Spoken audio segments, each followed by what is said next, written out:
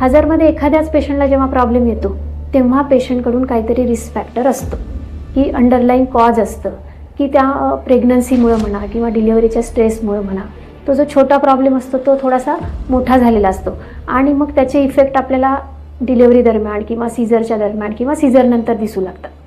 तर तुझ्या केसमध्ये कसं आहे की तुझं वजन मला वाटतं बरंच वाढलं प्रेग्नन्सीमध्ये, त्यामुळे म्हणजे ओबेस कॅटेगरीमध्ये तू येत होती. तुला तसा कामाचा स्ट्रेस होता, म्हणजे शेवटपर्यंत तू काम करत होती, तुझं जे काही शूटिंग आहे काय आहे ते चालू होतं, त्याचा स्ट्रेस असणार.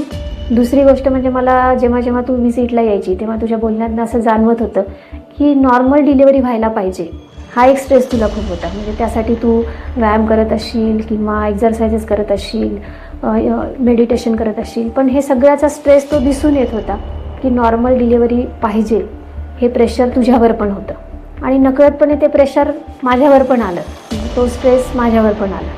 म्हणजे डिलिव्हरीच्या दरम्यान ॲडमिट केल्यानंतर मला ते आधीपासून माहीत होतं आणि डिलिव्हरी दरम्यान नातेवाईकांकडून पण तेच आलं की बाबा आता एवढा वेळ सहन केलं तर नॉर्मल व्हायला पाहिजे, नॉर्मल होईल असं.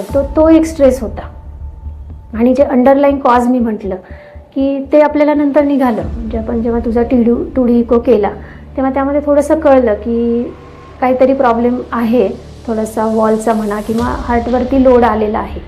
तर ह्या सगळ्या गोष्टी डिलिव्हरीसाठी म्हणजे हे जे काही कॉम्प्लिकेशन होतात त्यासाठी कारणीभूत असतात.